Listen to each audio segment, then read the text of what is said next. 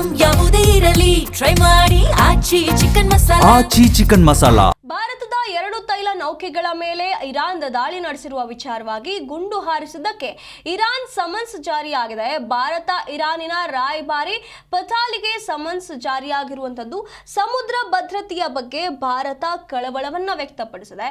Hormuz ಜಲಸಂಧಿಯನ್ನ ದಾಟುತ್ತಿದ್ದಂತ ವೇಳೆ ಗುಂಡಿನ ದಾಳಿ ನಡೆಸಿದಂತ 2 ಹಡಗುಗಳಲ್ಲಿ ಭಾರತದ 1 ಹಡಗು ಕೂಡ ಸೇರಿತ್ತು.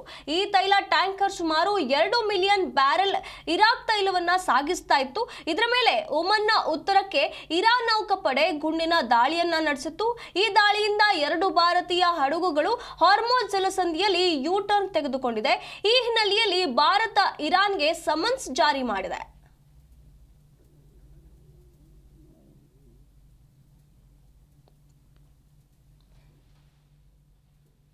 ಜಗ್ ಅನರ್ವ್ ಮತ್ತು ಸನ್ಮಾರ್ ಹೆರಾಲ್ಡ್ ಎಂಬ ಭಾರತದ 2 ಹಡಗುಗಳು ಹಾರ್ಮೋಸ್ ಜಲಸಂಧಿಯಲ್ಲಿ ಹೋಗ್ತಾ ಇದ್ದಾಗ ದಾಳಿ ನಡೆಸಲಾಗಿದೆ.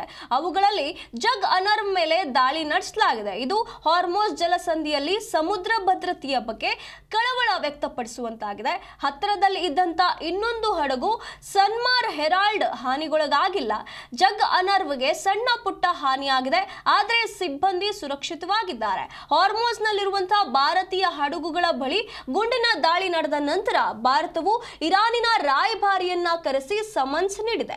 ಭಾರತದ ವಿದೇಶಾಂಗ ಸಚಿವಾಲಯ ಇರಾನಿನ ರಾಯಭಾರಿ ಡಾಕ್ಟರ್ ಮೊಹಮ್ಮದ್ ಫತಾಲಿ ಅವರನ್ನ ಕರೆಸಿ ಈ ವಿಷಯದ ಬಗ್ಗೆ ಔಪಚಾರಿಕವಾಗಿ ನೋಟಿಸ್ ಅನ್ನ ನೀಡಿದೆ.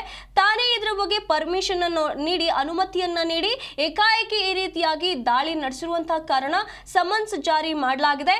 ಇಲ್ಲಿ ಈ ಸಮುದ್ರದಲ್ಲಿ ಕಳವಳ ಈಗ ಉಂಟಾಗಿರುವಂತದ್ದು ಭಾರತಕ್ಕೆ ಈ ರೀತಿಯಾಗಿ ಹೇಳದೆ ಮಾಡದೆ ಅಟ್ಯಾಕ್ ಮಾಡಿರುವಂತಹ ಕಾರಣ ಇದು ಭಾರಿ ಕಳವಳಕ್ಕೆ ಕಾರಣವಾಗಿದೆ.